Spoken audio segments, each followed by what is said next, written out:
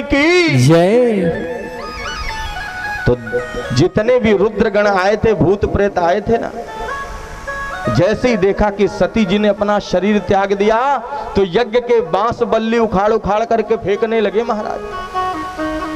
तो यज्ञ के यज्ञातार थे श्री भृगु जी महाराज, उन्होंने रक्षोहण मंत्र पढ़ा और सब भूत प्रेतों को भगा दिया।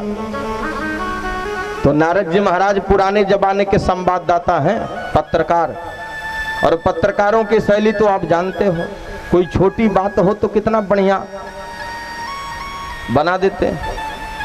नारद जी महाराज वीणा बजाते हुए कैलाश पर्वत पर पहुंचे, बोले बाबा जैसे मैं था वैसे आप हो गए। बोले बाबा ने कहा क्या हुआ? अरे बोले हमारा तो हुआ नहीं, आपका हुआ। सो सती जी ने अपना शरीर त्याग दिया। और जैसे ही भगवान शिव ने सुना, तुरंत सिर से अपनी जटा से बाल उखाड़े पटक दिए तो वीरभद्र का प्राकट्य हो गया। बोलिए वीरभद्र भगवान की। वीरभद्र ने कहा भोले बाबा क्या आदेश है? भोले बाबा ने कहा दक्षम से यज्ञम जही, दक्ष के यज्ञ में जाओ और यज्ञ सहित दक्ष को समाप्त कर दो।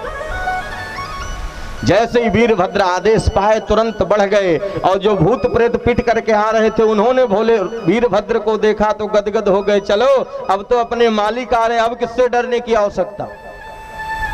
तो देवता बेचारे समझ पाते कि अब हमारे साथ क्या होने वाला, कि चारों तरफ से भूत प्रेतों ने घेर लिया और दक्ष को वीरभद्र ने पकड़ लिया। और वीरभद्र ने देवता रुद्रगणों से पूछा बताओ मार दिया जाए या छोड़ दिया जाए, इनके साथ क्या किया जाए? तो रुद्रगणों ने शिकायत किया तो वीरभद्र ने महाराज सबके को खंडित कर दिया। और जो देवता खंडित भय थे, और दक्ष को तुरंत वीरभद्र ने पकड़ा और सिर काट करके उसी यज्ञ में स्वाहा कर दिया। तो देखो जो छोटे छोटे स्टेशन हैं उनको हम आप प्रणाम करते हुए आगे बढ़े, क्योंकि अगर भगवान की कथा विस्तार से होगी तो सुखदेव बाबा कहते हैं परीक्षित भगवान की कथा 100 जन्मों तक भी पूरा होने वाली नहीं है। एक बार भाव से बोलो राधे। इधर महाराज दक्ष को खंडित किया, देवता लोग ब्रह्मा जी के पास पहुंचे, ब्रह्मा जी से शिकायत किया। ब्रह्मा जी ने कहा एक काम करो, जब हम नहीं गए, भगवान नारायण नहीं गए, भगवान भोलेनाथ नहीं गए, तो तुम काहे को गए थे? अरे तुमको भी तो नहीं जाना चाहिए था। तो देवताओं ने कहा महाराज अब खाई सो खाई, आगे खाई सो राम दुहाई, अब तो गलती से फंस गए, कुछ कृपा करो। तो ब्रह्मा जी ने कहा एक काम करो, जिनका अपमान किए हैं उन्हीं की शरण में चलो। भोले बाबा के पास आ गए तो भोले बाबा तो वास्तु सह सबको तृप्त कर दिया, पूर्ण कर दिया। देवता बोले महाराज अब आपने हमें पूर्ण किया है तो यज्ञ भी चलो पूरा करो। भोले बाबा ने कहा हमको तो दक्ष ने श्राप दिया है, हमको तो भाग ही नहीं मिलेगा, न रबड़ी मिलेगी न पूड़ी मिलेगी, तो काहे को जाए। देवता बोले महाराज हम भी आपको आशीर्वाद देते हैं, क्या यज्ञ में जितनी भी सामग्री शेष बचेगी वो सब आपकी है। भोले बाबा गदगद हो गए, चलो जो ही राम सोई राम, जो ही मिल गया वही बहुत है, चल पड़े। चूंकि नंदीश्वर ने श्राप दिया था, दक्ष का सिर कट चुका था। भोले बाबा ने कहा जजमान को बुलाओ, तो सभी देवता बोले महाराज जजमान का सिर स्वाहा। तो तुरंत महाराज बकरे का मुख आया, दक्ष के शरीर से जोड़ा गया और दक्ष बड़ी प्यारी स्तुति कर रहे हैं। बकरा कैसी स्तुति करेगा अब आप विचार करो, बकरा कैसे बोलता में करके ना। तो दक्ष जी बड़ी प्यारी स्तुति कह रहे हैं प्रभु कि भूयान अनुग्रह हो भवतो कृतो में दंडस्तयामति प्रभो यदि प्रलब्ध। कि हे प्रभु अगर आपने हमें दंडित ना किया होता तो क्या ये शरीर से अभिमान जाता? नहीं जाने वाला था। इसलिए आज भी देखो भगवान शिव के मंदिर में जब भक्त जाता है ना तो बकरे की तरफ बम बम बोलता है। क्यों? क्योंकि भोले बाबा गदगद हो जाते हैं, अपने ससुर जी की याद आ जाती है। जैसे ससुर जी हमारे सामने में कर रहे थे वैसे हमारा भक्त भी कर रहा, तो भोले बाबा प्रसन्न हो जाते हैं। आगे चल करके यही सती जी हिमांचल के यहाँ पार्वती रूप में प्रकट भई और तब जाकर के भगवान शिव के साथ उनका विवाह संपन्न हुआ।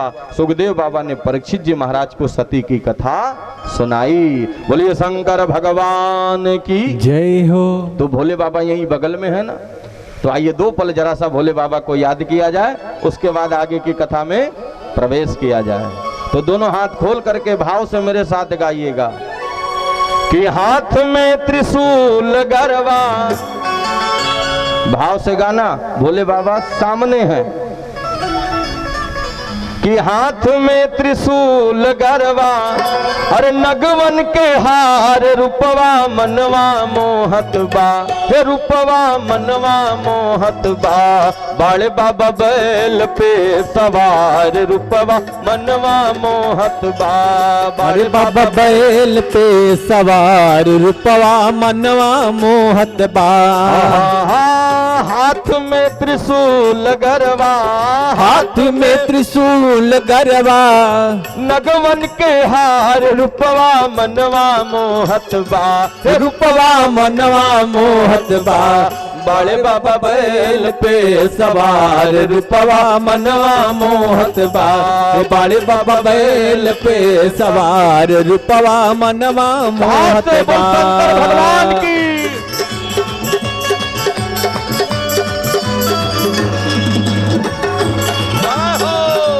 हरि हरि।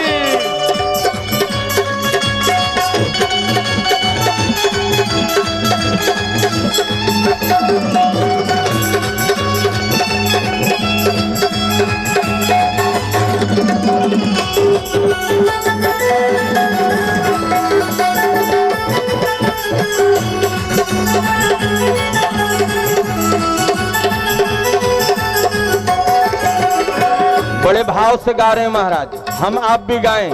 भगवान कैसे हैं? एक हाथ डमरू दूजे सोहे तीर सुलवा, एक हाथ डमरू दूजे सोहे तीर सुलावा। भोला के बगल में सोहे बैला बछरुआ, भोला की बगल में सोहे बैला बछरुआ। एक हाथ डमरू दूजे सोहे तीर सुलवा, एक हाथ डमरू दूजे सोहे तीर सुलावा। भोला के बगल में सोहे बैला बछरुआ। जटा पे मुकुटवा सोहे, जटा के मुकुटवा सोहे शिव के कपार रूपवा मनवा मोहत बा, हे रूपवा मनवा मोहत बा। बाले बाबा बैल पे सवार रूपवा मनवा मोहत बा। बाले बाबा बैल पे सवार रूपवा मनवा मोहत बा।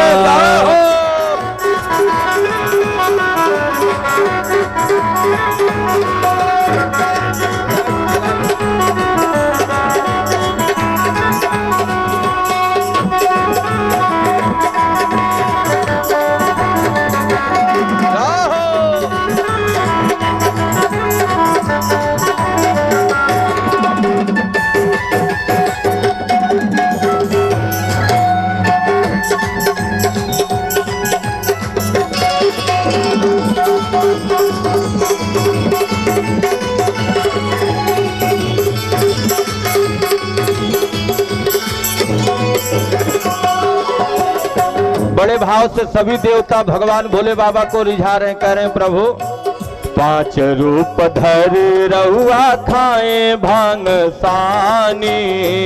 5 रूप धरे रहुआ खाए भांग सानी। हाँ गंगा माई सिर से निकली बहे गंगा पानी। गौरा माई सिर से निकली बहे गंगा पानी। 5 रूप धरे रहुआ खाए भांग सानी। गंगा माई सिर से निकली बहे गंगा पानी। मनवा भगत के मोहे, मनवा भगत के मोहे, मनवा भगत के मोहे।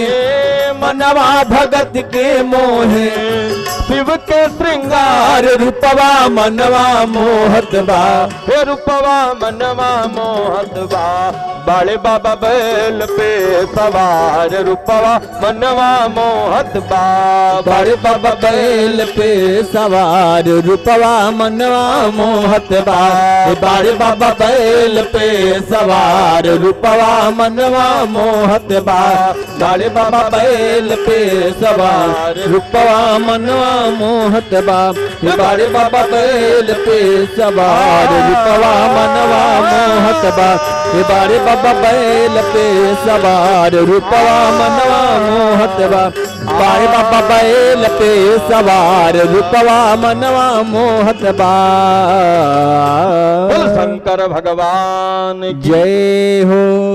बैठ जाओ। इस तरह से सुखदेव बाबा ने परीक्षित जी महाराज को भगवान शिव और सती की कथा सुनाई। और जब कथा सुनाते ना तो बीच बीच में पूछ लेते परीक्षित से, क्यों परीक्षित अब क्या सुनोगे? क्योंकि जैसा प्रश्न परीक्षित जी कर रहे हैं ठीक वही उत्तर दे रहे हैं सुखदेव बाबा, अपने मन से नहीं बता रहे, क्योंकि जानना चाहते हैं कि जरा देखें इसके कुछ समझ में आ रहा है कि बस झूठे ही सिर घुमा रहा है। तो परीक्षित जी ने अब की बार पुनः प्रश्न किया, गुरुदेव आपने 3 बेटियों की कथा सुनाई और जो बेटा हुए थे उनकी कथा भी तो सुनाइए। सुखदेव बाबा ने कहा, भैया बड़ी जल्दी लगी है तुझे कथा सुनने की, तुझे तो मरना है, आज 3 दिन बीत गया, 4 दिन और बचा। अब जिसे पता हो कि हमें 7 दिन में मरना है वो कहेगा हमें कुछ कथा सुनाओ, वो तो अंदर अंदर मरेगा, आज 4 दिन बीत गए, अब ना बचूंगा। पर परीक्षित जी जान गए कि मरना मनुष्य को थोड़ी है, अरे आत्मा तो अजर अमर है और माटी का शरीर है, माटी में मिल जाएगा। फिर हमारा क्या था जो छाती पीट पीट करके रो रहे थे, क्या था भाई? पंचायती धर्मशाला है, पंचों ने दिया है और जिस दिन चाहेंगे ले लेंगे। भाई 1 किलो सोना कोई आपको दे और कहे भैया जरा मैं बंबई जा रहा हूं, आप इसको रखना, मैं आऊंगा तो ले लूंगा। अब वो बेचारा बंबई गया, 1-8 महीने नहीं आया, तो आपने उस सोने को अपना मान लिया। तो सोना देने वाली की क्या गलती है? भाई सोना तो उसका था, पर माने हम अपना बैठे हैं। ठीक उसी तरह से मेरे माई बाप, यह मनुष्य तन भगवान ने दिया है और जिस दिन चाहेंगे ले लेंगे, हमारा आपका कुछ भी नहीं है। एक बार भाव से बोलो राधे, बोलो राधे राधे। बारे भैया व्रजवासियों तेने तो तहलका मचा दिया एकदम। और एक चीज और सुन लो, कल भगवान का जन्मोत्सव है। क्या है? जब अपने घर बेटा होता है तो हम नाचते हैं, गाते हैं, बढ़िया माल लुटाते हैं, तो क्या भगवान के लिए नहीं नाचोगे, नहीं लुटाओगे? लुटाना सबको है। कल सब आएंगे, सज बज के आएंगे। क्यों? क्योंकि कल भगवान का जन्मोत्सव है। बोलिए कृष्ण कन्हैया लाल की। आगे चल करके श्री सुखदेव बाबा कहते हैं, राजन सुनो, सबसे पहले बड़े बेटे की कथा सुनाई जिनका नाम था उत्तानपाद। सुखदेव बाबा कहते हैं, राजन उत्तानपाद की 2 रानियां थी, एक का नाम था सुरुचि और दूसरे का नाम था सुनीति। ध्यान से सुनना, सुरुचि के बेटा है उत्तम जी और सुनीति के बेटा हैं श्री ध्रुव जी महाराज। एक दिन उत्तम अपने पिता की गोद में बैठ करके भोजन प्रसाद पा रहे थे और जैसे ध्रुव जी ने देखा तो मन में विचार आया, क्यों ना मैं भी अपने पिता की गोद में बैठ करके भोजन पाए लूं। जैसे ही ध्रुव जी आगे बढ़े, सुरुचि मैया आई और दौड़ करके हाथ पकड़ लिया, है बेटा ध्रुव, तेरी हिम्मत कैसे हुई राजा की गोद में बैठने का? तो ध्रुव जी महाराज रोने लगे, कहते हैं माँ क्यों नहीं बैठ सकता, और पिताजी की गोद में बैठने के लिए क्या करना पड़ेगा? सुरुचि ने कहा, बेटा पहले जा तपस्या कर और जब भगवान प्रकट होंगे तो उनसे वरदान मांगना कि मेरा जन्म सुरुचि माँ के गर्भ से हो। आज सुरुचि मैया अपने गर्भ के सामने भगवान को भी नीचे कर दे रहे हैं। ध्रुव जी महाराज को ऐसा लगा जैसे सर्प को कोई डंडे से मार दे तो क्या स्थिति होती है।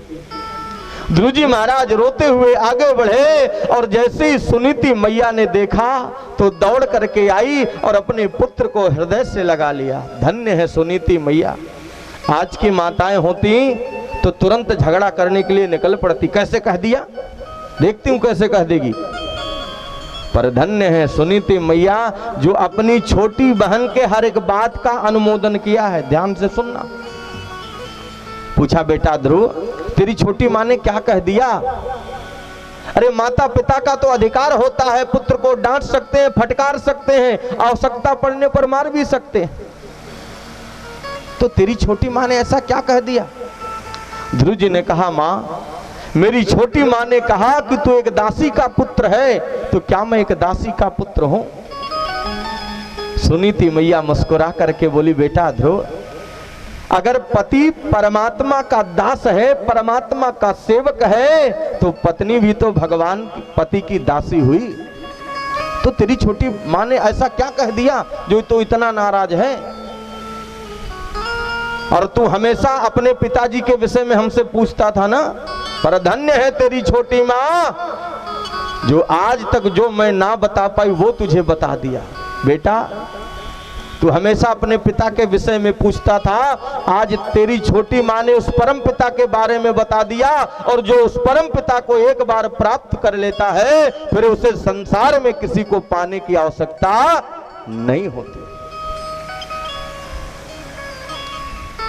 ध्रुव जी ने पूछा, माँ तो कहां मिलेगा? मैया ने कहा, बेटा हरि व्यापक सर्वत्र समाना और प्रेम ते प्रकट हूं ही मैं जाना। ध्रुव जी महाराज तुरंत निकल पड़े, कहां? जंगल में। और भगवान के मन है कौन? नारद जी महाराज। क्योंकि बाबा गोस्वामी तुलसीदास जी कहते हैं संत को प्राप्त करना इतना सरल नहीं है, गुरु को प्राप्त करना इतना सरल नहीं है। क्योंकि अब मोहि भाव भरोसा हनुमंता, अब मोहि भाव भरोसा हनुमंता, बिनु हरि कृपा मिलई नहीं संता, बिनु हरि कृपा मिलहि नहीं संता। अब मोहि भाव भरोसा हनुमंता, अब मोहि भाव भरोसा हनुमंता, बिनु हरि कृपा मिलहि नहीं संता, बिनु हरि कृपा मिलहि नहीं संता। श्री राम जय जय राम जी, जय जय विघ्न हरण हनुमान जी। भगवान के मन है नारद जी महाराज। नारद जी तुरंत जंगल में प्रकट हो गए। ध्रुव जी महाराज नारद जी को देखे तो चरणों में गिर पड़े, गुरुदेव बताइए वो परमात्मा कहाँ मिलेगा? तो नारद जी के मन में विचार आया कि जरा देखूं तो सही इसका वैराग्य किस स्तर का है। अरे धन्य है ये छत्री का बेटा जो आज भगवान को प्राप्त करने के लिए माता के दुर्वचनों से आया है। यहाँ तो घर वाले मार करके निकालना चाह रहे हैं फिर भी कोई निकलने को तैयार नहीं है।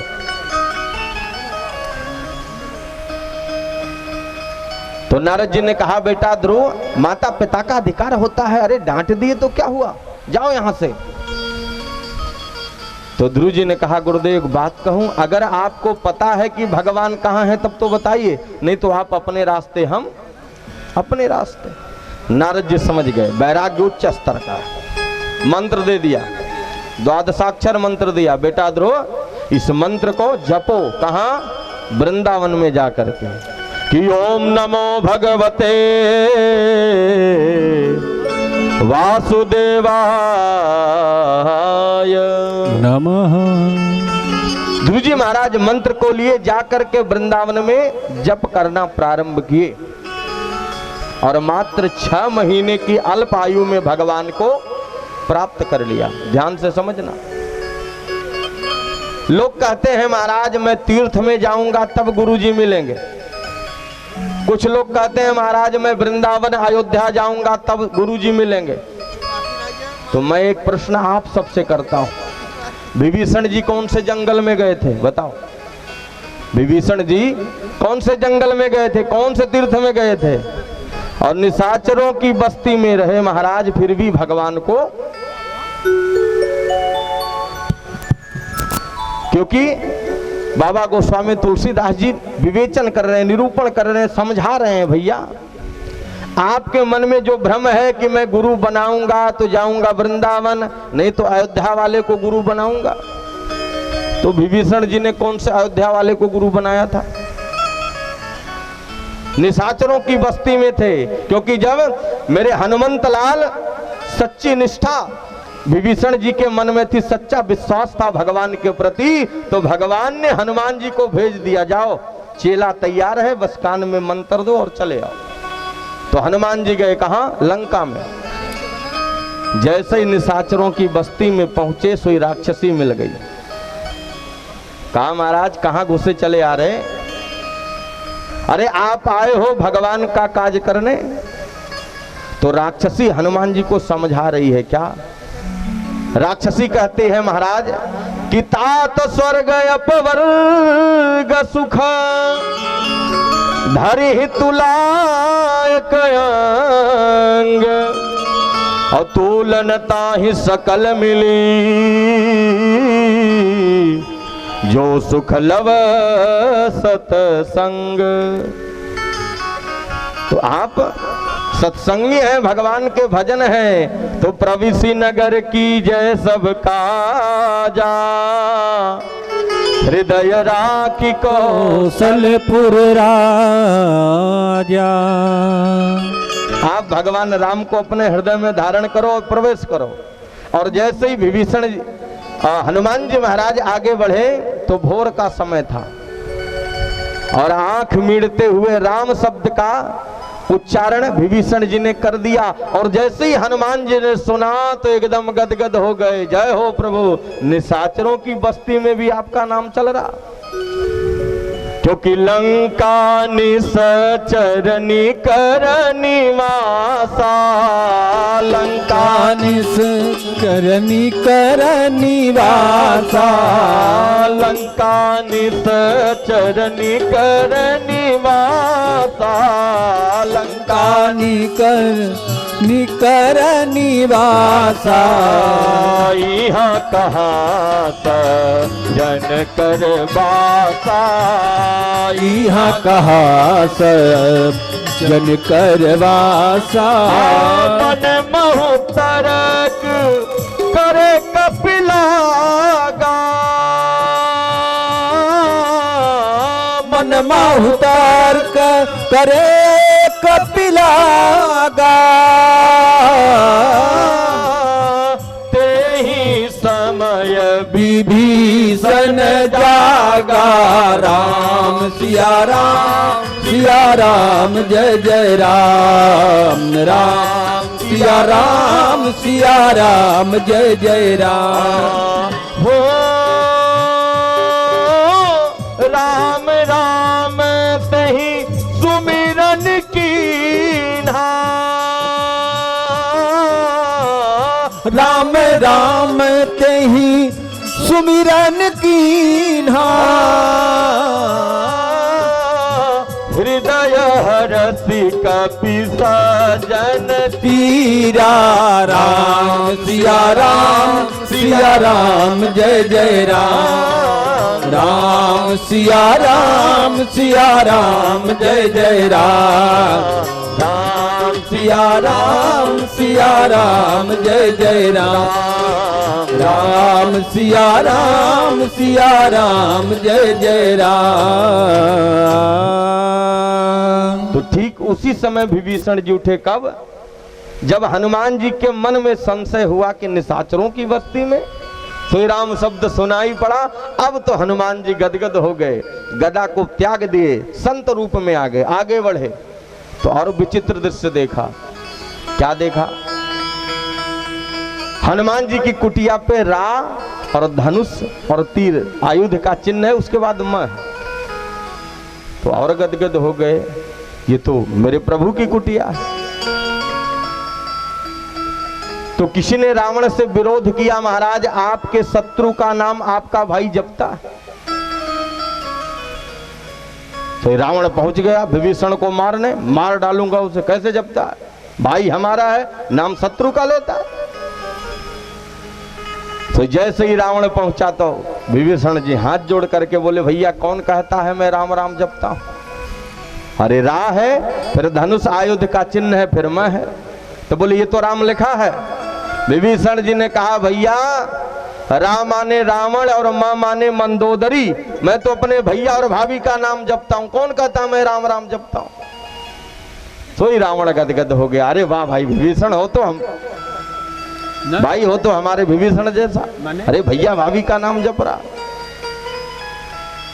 तो कहने का तात्पर्य क्या है कि लोग कहते हैं कि हम वृंदावन में जाएंगे, तीर्थ में जाएंगे तब गुरु मिलेंगे।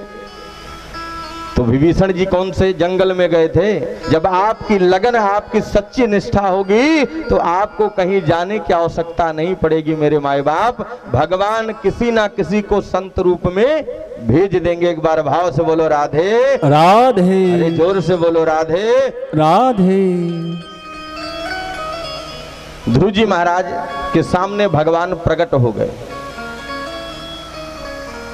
तो ध्रुव जी ने मन में विचार किया कि मैंने गुरु जी से, मैया से सब कुछ पूछा था, पर एक बात नहीं पूछा था, क्या कि जब भगवान आएंगे तो मैं क्या करूंगा।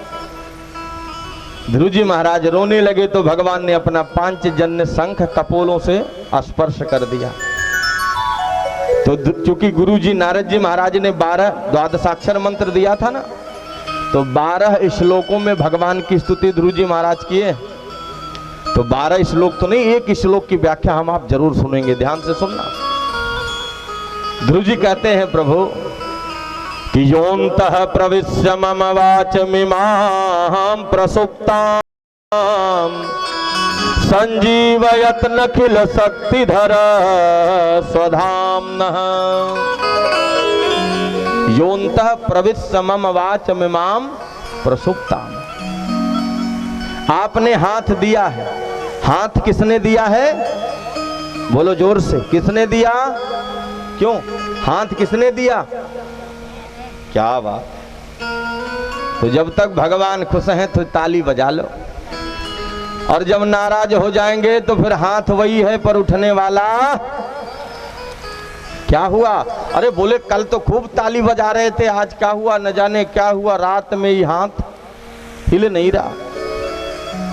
जिह्वा वाणी किसने दिया है? भगवान ने। तो जब तक प्रसन्न है तो खूब गाली दे लो, गा लो, जो इच्छा करे सो कर लो। जहां प्रसन्न भय, दुखी, नाराज भय भगवान, तो बोले क्या हुआ? बोले कल तो बढ़िया कीर्तन कर रहे थे, आज न जाने का हुआ, मुंह ही नहीं खुल रहा। तो योऽन्तः प्रविश्य मम वाचमिमां प्रसुप्तां। बोलो राधे। उदाहरण से देखो, जिस समय मेरे राघवेंद्र सरकार ने शिव जी का धनुष तोड़ा जानकी जी से विवाह करने के लिए, तो परशुराम जी महाराज अकड़ते हुए चले आए। तो सामने लक्ष्मण जी खड़े हैं, शत्रु सामने है और हाथ में फरसा है, मारना चाह रहे हैं तो हाथ ही नहीं हिल रहा। लक्ष्मण जी कह रहे हैं गुरुदेव, भाग देने पर जो शेष बचे, जो किसी से ना कटे, उसी का नाम है शेष।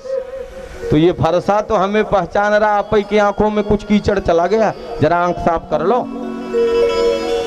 तो फरसा भी हाथ में है और शत्रु भी सामने है, पर जब चलाना चाह रहे हैं तो हिल ही नहीं रहा। तो भगवान कहना चाहते हैं, और सुखदेव बाबा परीक्षित से परीक्षित, जब तक भगवान खुश हैं नाच लो, गा लो, और जब भगवान नाराज हो जाएंगे तो ना हाथ हिलने वाला है, न पैर हिलने वाला है, न आंख हिलने वाला है, कुछ भी नहीं। पिछले व्रज के एक संत कहते हैं क्या कि सब कुछ भगवान का दिया हुआ है, इसलिए भगवान का भजन करो, भगवान का भजन करो, भजन करो। कि है आंख वो जो श्याम का हरि दर्शन किया करे, है आँख वो जो श्याम का दर्शन किया करे, है आँख वो जो श्याम का दर्शन किया करे। है आँख वो जो श्याम का दर्शन किया करे। है शीस वो जो चरणों में बंधन किया करे। है शीस वो जो चरणों में बंधन किया करे। है आँख वो जो श्याम का दर्शन किया करे। है आँख वो जो श्याम का दर्शन किया करे।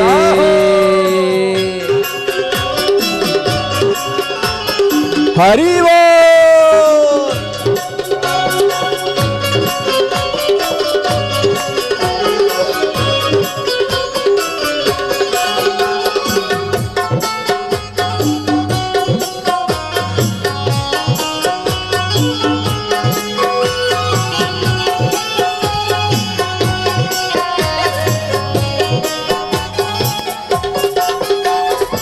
मुख की सामर्थ्यता कब है? मुख की कब है? बेकार है वो मुख जो रहे व्यर्थ बाद में। बेकार है वो मुख जो रहे व्यर्थ बाद में। बेकार है वो मुख रहे जो व्यर्थ बाद में। मुख वो है जो हरि नाम का। मुख वो है जो हरि नाम का शरण किया करे। मुख वो जो है हरि नाम का दर्शन किया करे। है शीस वो जो चरणों में बंधन किया करे। है शीस वो जो चरणों में बंधन किया करे। है आँख वो जो श्याम का दर्शन किया करे। है आँख वो जो श्याम का दर्शन किया करे।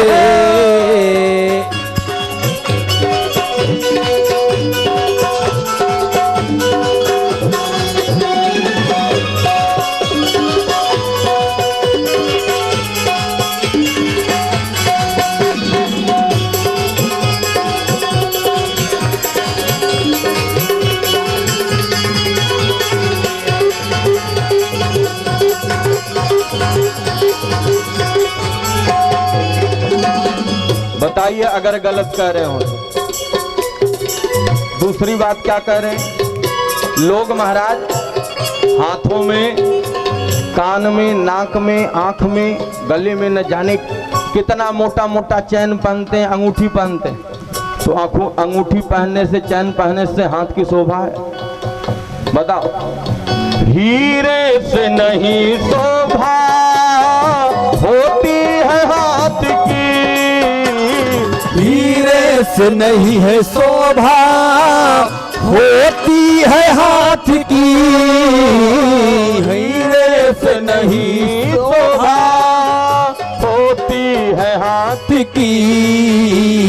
है हाथ वो जो श्याम का, है हाथ वो जो श्याम का कीर्तन किया करे। है हाथ वो जो श्याम का दर्शन किया करे। है शीस वो जो चरणों में बंधन किया करे। है शीस वो जो चरणों में बंधन किया करे। है आँख वो जो श्याम का दर्शन किया करे। है आँख वो जो श्याम का दर्शन किया करे। दर्शन किया करे। दर्शन किया करे। दर्शन किया करे। दर्शन किया करे। बोल कृष्ण कन्हैया लाल की जय हो। तो है आंख वो जो श्याम का क्या करे? दर्शन किया तो जब मैं ब्रज में पढ़ता था तो एक बार एक माता जी के आश्रम में मैं निवास किया, कई महीने रहा हूँ, परिक्रमा मार्ग पे ही है। तो माता जी हमको एक बड़ी प्यारी बात बताई थी, आज याद आ गया सो आपको बता दे रहा हूँ। माता जी ने कहा, बेटा राघवेंद्र। हमने कहा हाँ माता जी। बोली, लोग कहते हैं हीरा पहन लो, सोना पहन लो, पर मैं तो एक बात तुझसे कहूंगी। हमने कहा कह दो माता जी। तो मैया ने कहा सुनो, कि किसी के हाथ में हीरा, किसी के नाक में हीरा, और मुझे हीरे से क्या लेना, मेरा तो श्याम है हीरा। बताओ, इसी के सहारे तो हम आप हैं, पर किसी हीरे से कम हैं। पहले मैं कहीं कहीं देखता था, जब छोटा सा था तो बाल वाल बनवाने जाता था तो नाई की दुकान पे कैलेंडर टंगा रहता था। परीक्षित, ये बड़ी अंदर की चीज आपको निवेदित कर रहा हूं आप सबको। तो उस कैलेंडर पर लिखा रहता था क्या, तू भगवान को एक फूल चढ़ा करके देख, तुझे मालों से ना लाद दूं तो कहना।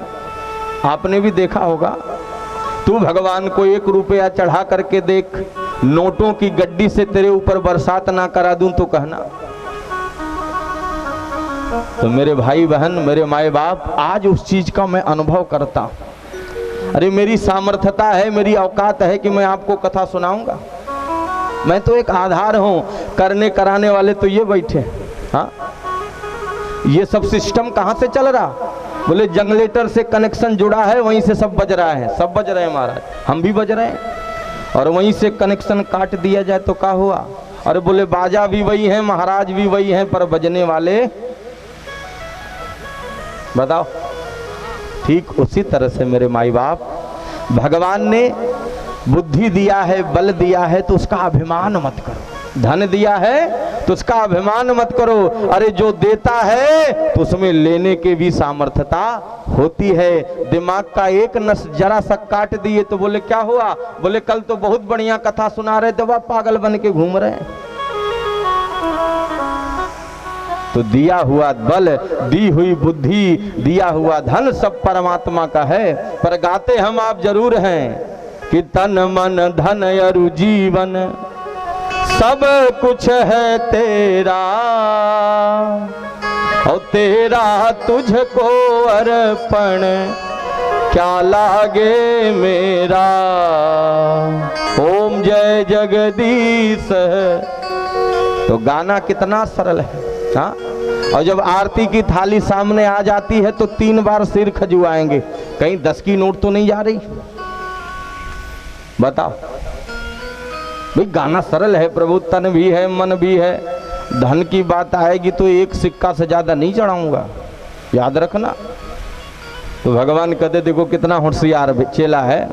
हाँ, गा तो बहुत अच्छा रहा है, पर वस्तुतः अनुभव थोड़ी करते हैं। गाते कुछ और हैं पर अनुभव कुछ और करते हैं। इसीलिए हम आप इस संसार में फंसे रहते हैं। इसलिए जो कहो उसे करो। एक बार भाव से बोलो राधे। इस तरह से सुखदेव बाबा ने गुरु जी महाराज की कथा सुनाई। आगे चल करके सबसे छोटे बेटा हैं प्रियव्रत, उनकी कथा सुनाई। कहते हैं राजन, इन्हीं के वंश में आगे चल करके ऋषभदेव का जन्म हुआ। और जब ऋषभदेव का जन्म हुआ तो इंद्र बारिश करना बंद कर दिए। तो ऋषभदेव ने अपने तपोबल से पूरे भारत भूमंडल पे जल की वृष्टि कराया। तो इंद्र समझ गए ये परमात्मा है, दौड़ करके गए और अपनी बिटिया जयंती का विवाह ऋषभदेव के साथ कर दिए। और ऋषभदेव ने जयंती से 100 पुत्र उत्पन्न किए। कितने? 100। तो सबसे छोटे थे महाराज श्री भरत जी महाराज। 3 भरत हुए हैं। एक महाराज दुष्यंत के बेटा भरत हुए हैं, दूसरे रामचरितमानस में राम जी के भाई भरत हुए हैं, और ये तीसरे भरत हुए हैं। इन्हीं के नाम से महाराज इस भारत का नाम भारत पड़ा, इस जगत का नाम भारत पड़ा। ध्यान से समझना। तो भरत जी बाल्यावस्था से ही भगवान से बड़ा प्रेम करते थे। एक दिन गंडकी नदी में गए, स्नान किए और सूर्य भगवान को अर्घ दे रहे थे। तो मृगी आई जो गर्भवती थी, जल पी रही थी। इतने में महाराज सिंह ने गर्जना किया, सोई गर्भ का पतन हो गया और मृगी अपने शरीर को त्याग दी। और जैसी तीसरी अंजलि जल उठाए जड़ भरत जी महाराज सूर्य भगवान को अर्घ देने के लिए कि वो मृग का बच्चा इनके हाथों में आ गया और लेकर के गए आश्रम में। उसी मृग के बच्चे का लालन पालन सेवा करना प्रारंभ किए। तो जो भजन करते थे वो धीरे धीरे कम हो गया। इसलिए शास्त्र कहता है और संत कहते हैं, संत को कभी भी चमत्कार में नहीं पड़ना चाहिए, क्योंकि जहां आपने एक चमत्कार दिखाया सोई लाइन लगा, बाबा तो बड़े चमत्कारी हैं, चलो हम भी जरा पूछावें देखावें। तो जो भजन था धीरे धीरे कम हो गया, क्योंकि व्रज के संत कहते हैं कि मान बड़ाई जब से आई तब से किस्मत फूटी और बाबा बाबा रटने लागे लगन श्याम से छूटी। इसलिए बाबा संत को कभी भी चमत्कार में नहीं पड़ना चाहिए। भरत जी महाराज दूसरे जन्म में मृग का अनुकरण करते हुए शरीर त्यागे, तो दूसरे जन्म में मृग बन करके पैदा हुए, क्योंकि शास्त्र कहता है, गीता में भगवान कहते अंते या मति सा गति, अंत में जैसी आपकी मति होगी वैसी आपको गति मिलेगी। इसलिए जब बुढ़ापा आए तो जरा सावधान हो जाओ। क्यों? क्योंकि बुढ़ापे में ही वीडियो रिकॉर्डिंग चालू होती है, किसकी? चित्रगुप्त की। तो जरा सावधान हो जाओ।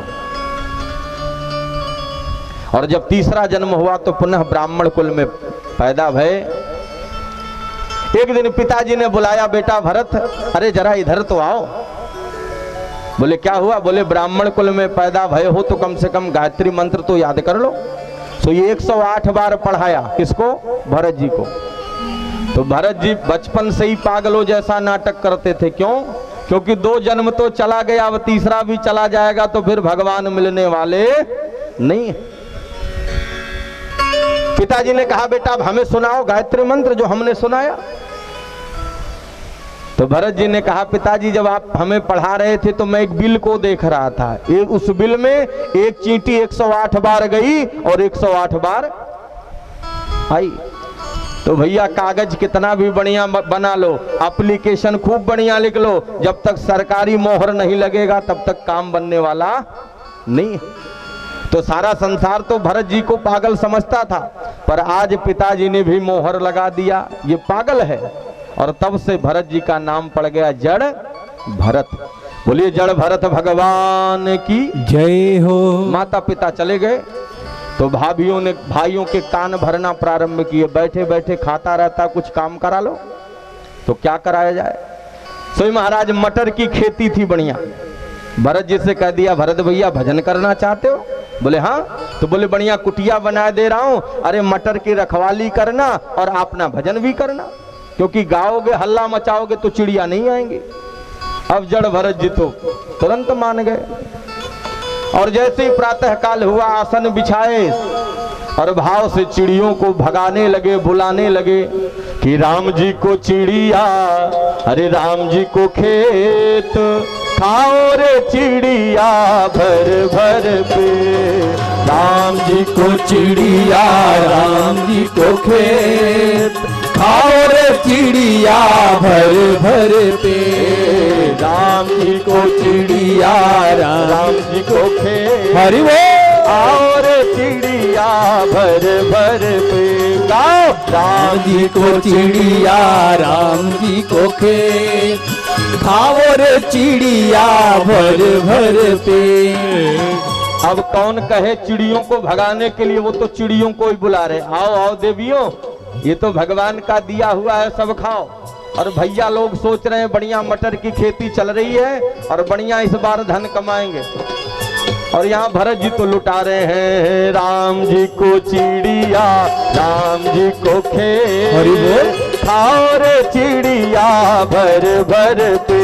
हेलो राम जी को चिड़िया राम जी को खेत और चिड़िया भर भर पेट और चिड़िया भर भर पेट बोलो और चिड़िया भर भर पेट राम जी को चिड़िया राम जी को पेट और चिड़िया भर भर पेट। भरत जी महाराज बड़े भाव से बुला रहे हैं। इधर भाई लोग समझ रहे हैं भैया आज तो काम बन गया। क्यों? क्योंकि भरत जी को मैंने मटर की रखवाली के लिए छोड़ा है, तो अब की बार बढ़िया मटर होगा तो हम सब बढ़िया खेती करेंगे, बढ़िया माल कमाएंगे और खाएंगे।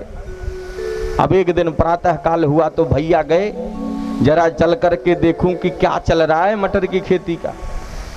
जैसे ही महाराज पहुंचे तो यहाँ तो भरत जी गा रहे थे राम जी को चिड़िया और राम जी को खेत खाओ रे चिड़िया भर भर पे। भैया लोग समझ गए तो वहां से भी धक्का मार करके महाराज भरत जी को निकाल दिया। इधर महाराज भरत जी निकल गए। उधर डकैतों के सरदार ने माता जी के सामने मन्नत मांगी थी, माँ अगर मेरे कोई संतान होगा तो तुझे नर बलि दूंगा। तो मैया ने कृपा किया, डकैत के यहाँ बेटा हो गया। तो डकैत ने अपने सैनिकों को भेजा, जाओ किसी को पकड़ के लाओ। तो यही जड़ भरत जी महाराज मिल गए। और जैसे ही जड़ भरत जी मिले तो इन्हें डकैत लोग पकड़ के ले गए। तो जिसकी बलि दी जाती है पहले उसे नहलाया जाता है, खिलाया जाता है, पिलाया जाता है। तो भरत जी तो गदगद हो गए, आज कैसे भगवान की कृपा हो गई, बड़ा मालपुआ खावे को मिल रहा है। तो डकैतों ने कहा महाराज एक काम करो, माता जी का मंदिर है प्रणाम करो। क्योंकि डकैतों ने सोचा जैसे ही ये प्रणाम करेंगे सो इनका गला काट दिया जाएगा। जैसे ही जड़ भरत ने प्रणाम किया मैया के आंखों से आंसू निकल पड़े। अरे ये दुष्ट पापी आज हमारे ही भक्त को हमें समर्पण करने आए हैं। जैसे ही डकैत जड़ भरत जी को मारना चाहे कि मैया अष्टभुजी रूप धारण करके प्रकट हो गई। बोलो सच्चे दरबार की जय हो।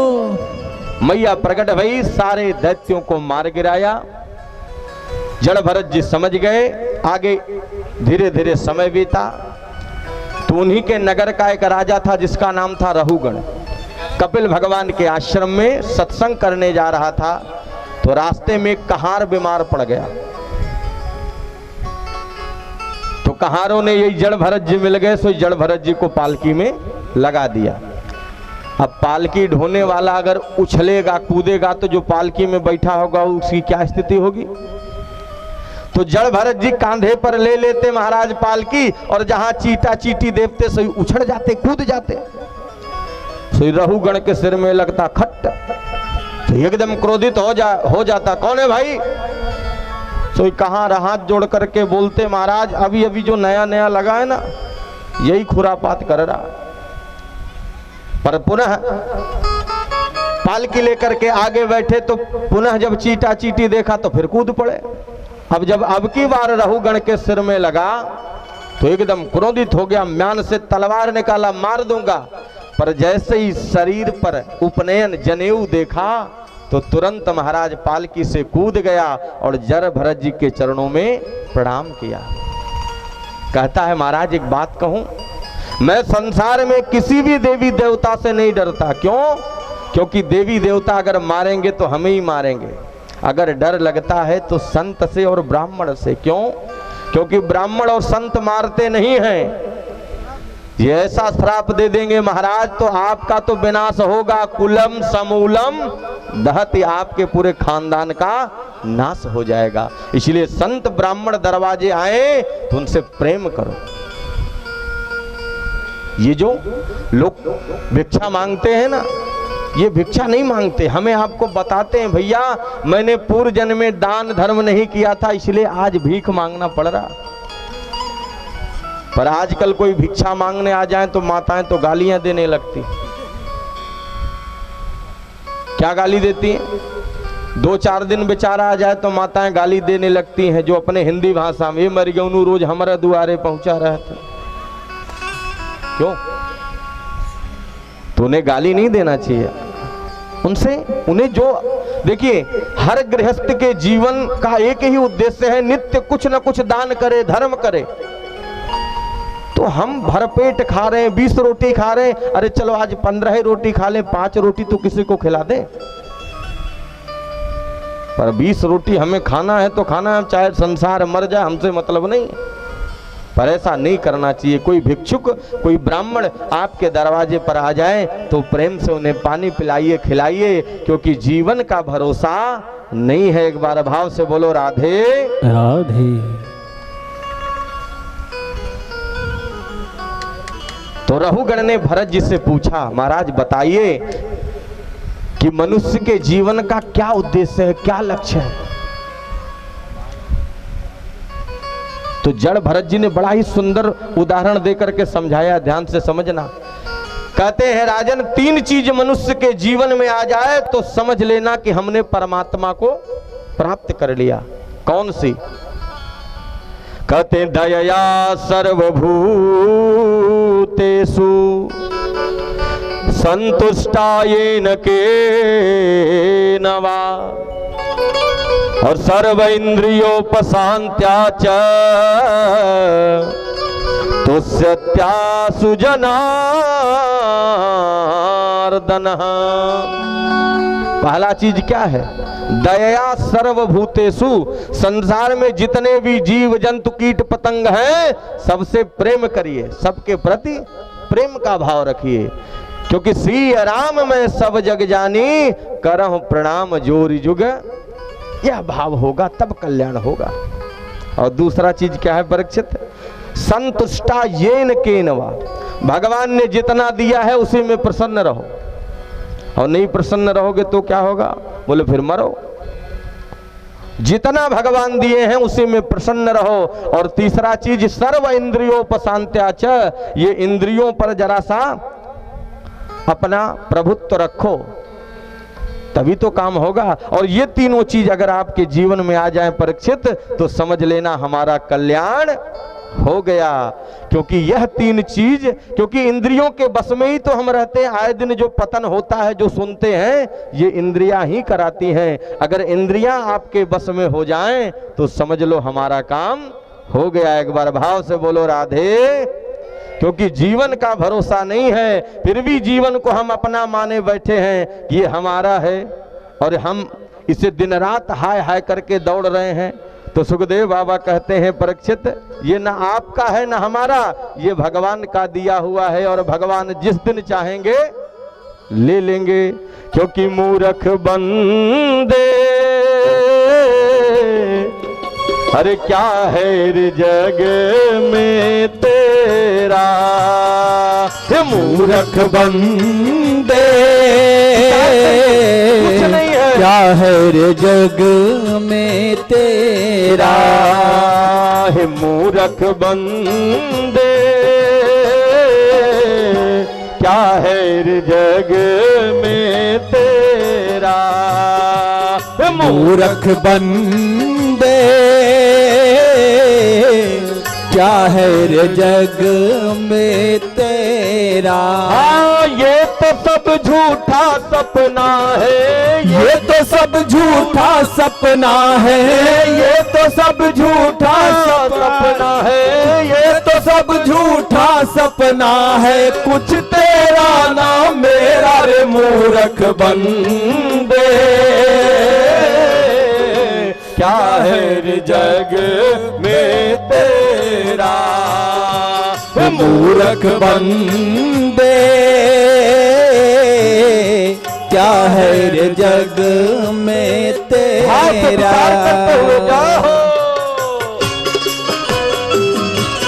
हरि वो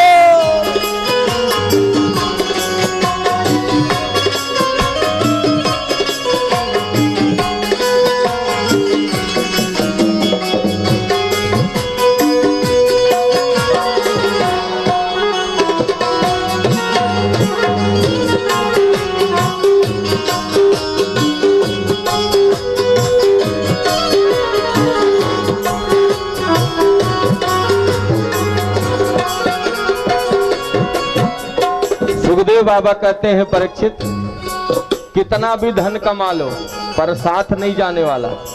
आज तक कोई 1 रुपया ले गया हो तो बताओ, यहाँ इतने लोग